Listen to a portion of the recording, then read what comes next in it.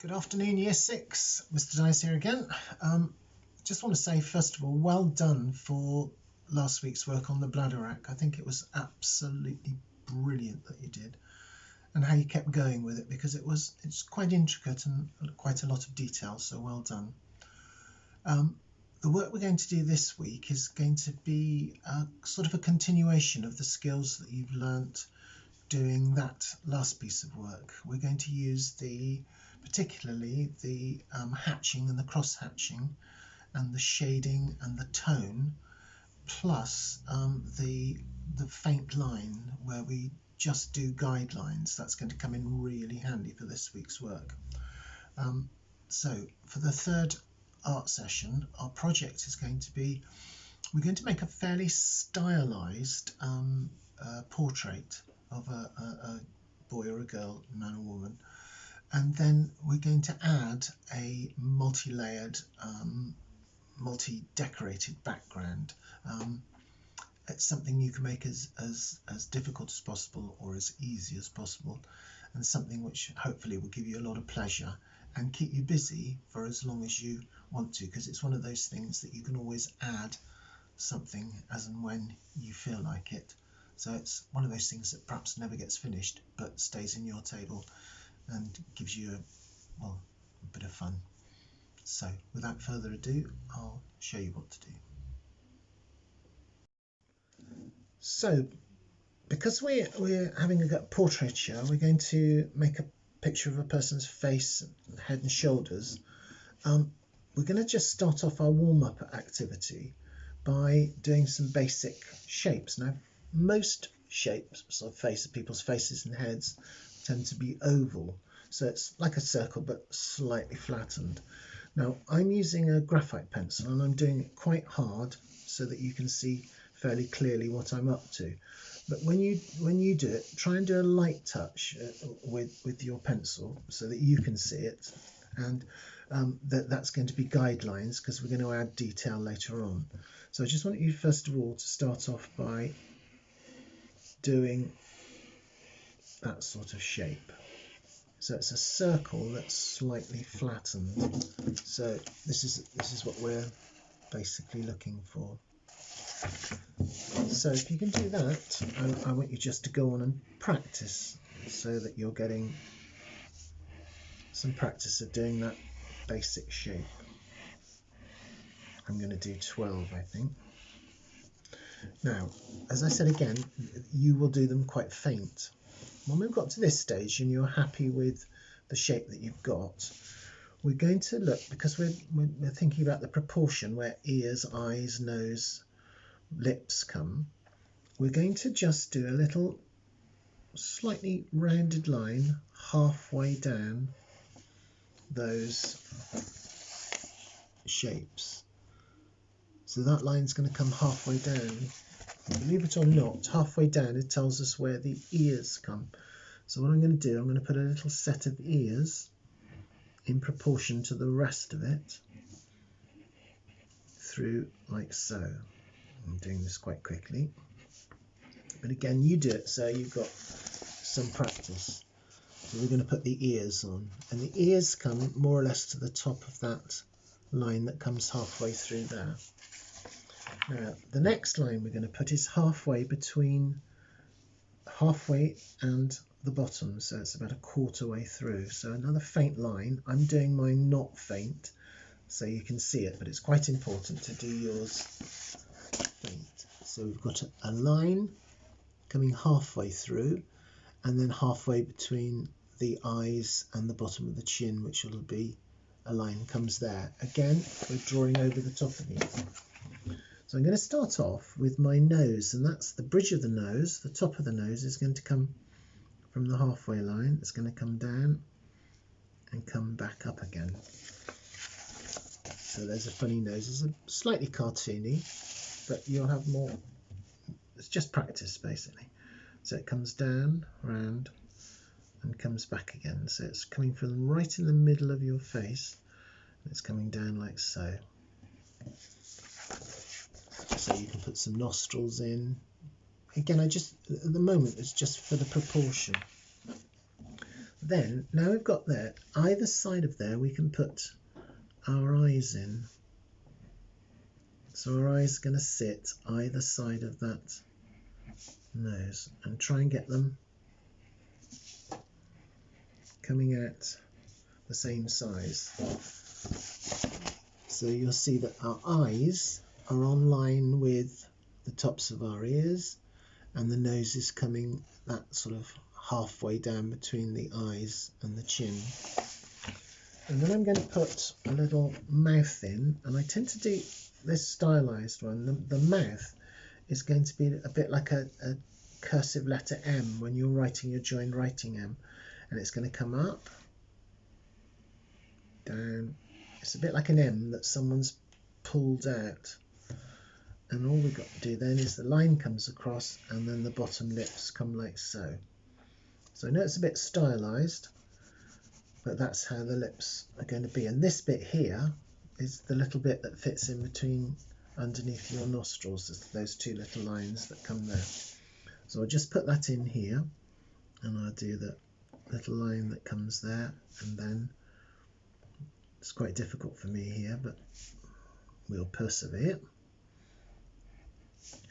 And so it's that little M shape that's flattened. So just have a bit of fun practicing that. You could go on and do some more faces there. Now, because we're going to do this stylized portrait, we're going to do this is practice. We're going to do it a lot bigger in a moment. But one of the important things is adding hair to this, because the hair is going to be shaded so that it looks darker from the background.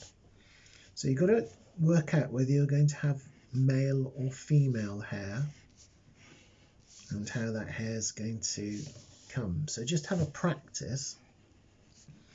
It could be hair that comes down, and it's going to come. Oh, I forgot to put eyebrows in there. Let's put some eyebrows in so you know where the hairline is going to come. And you could put a little chin on there as well. So there you are, you can work out. And what we're not going to do is to shade the hair in at the moment. We're just going to try and see how that hairline might go on our drawing. So practice putting some hairline in, and then I'll show you the next part of the I'll show you exactly what we're aiming at with the next part that we're going to do. So just have a go at that. 5-minute practice. But the hairline and how long the hair is going to be really important with the work that we do. Excellent. Okay.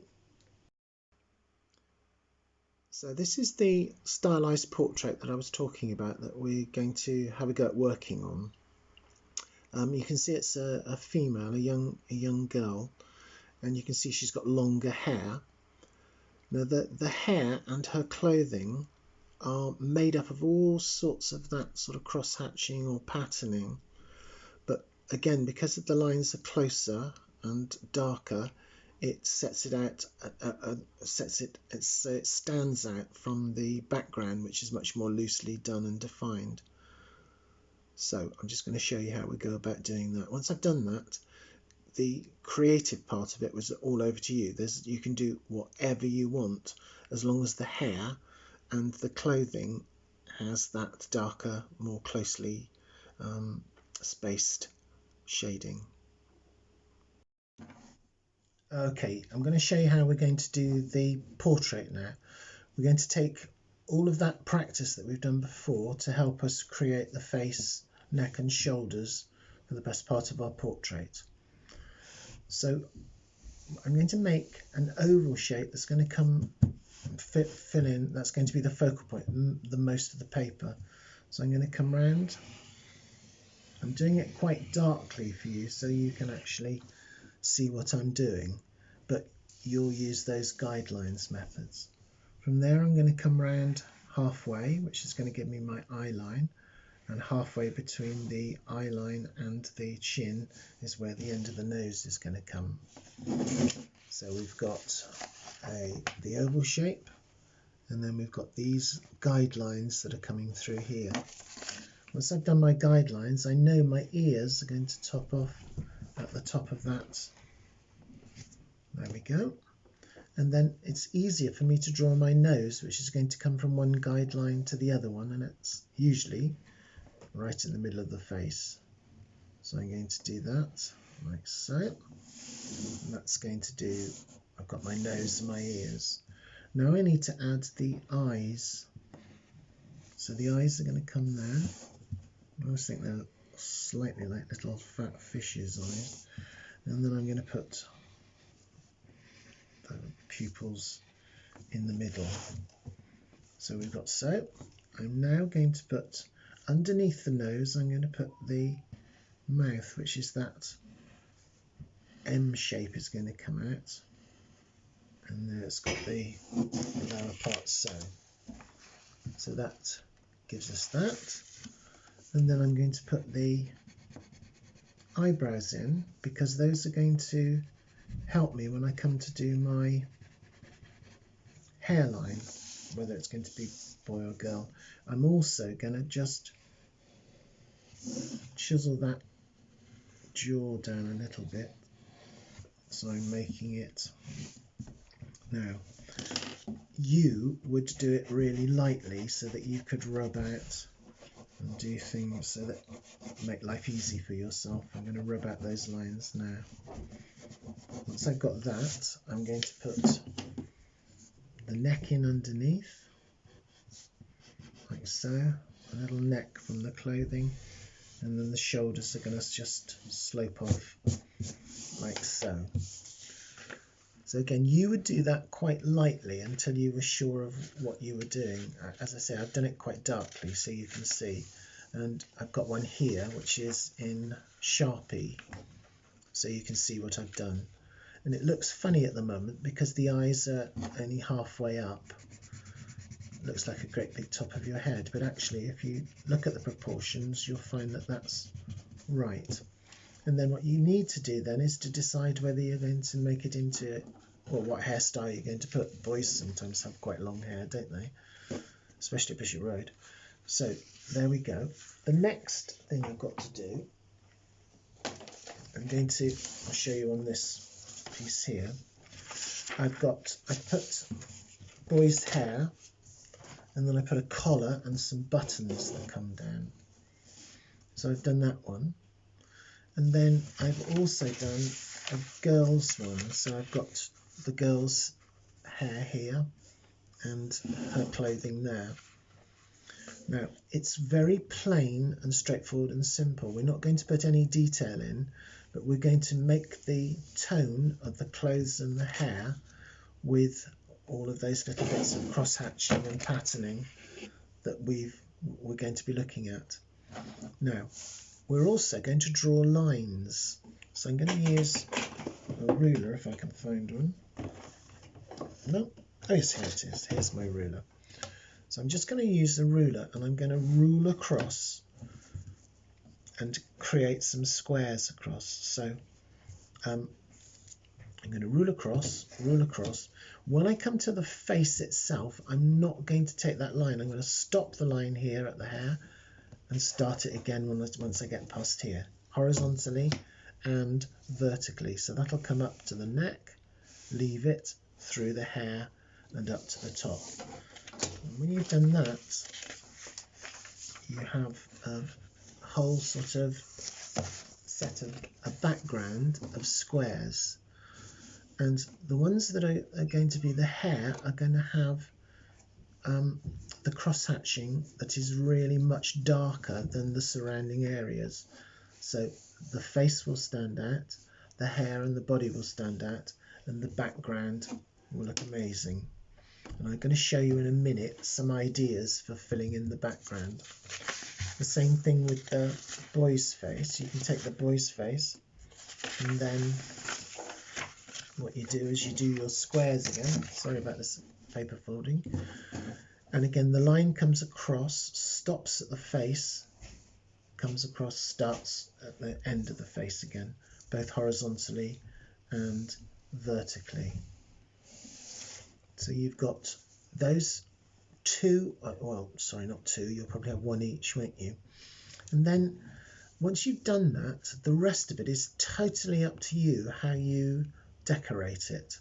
The only rules are the background has to be lighter than the foreground. If I just show you this one thing here, so I was doing circles in this one. I'm not sure if you can see those circles, so I'll do it darker with this. So I'm doing some circles to fill in that square, but I'm being careful. I'm going around the ear. Now the circles I'm doing for here are going to be smaller and more tightly packed in. So you can see, and the ear is going to stay. So the hair is going to be a different tone from the surrounding square. Okay, and I'm going to give you some ideas for how you can decorate those squares, basically by using the cross hatching that we've done, or there's a number of other little geometric shapes and sizes that you can do that will help you with that one. So when I see you on the Zoom, we'll see how you're getting on. But as I say, everything else is up to you now to do as you want to do that decoration, to make it your own piece of work. Brilliant. See you on the Zoom. Bye.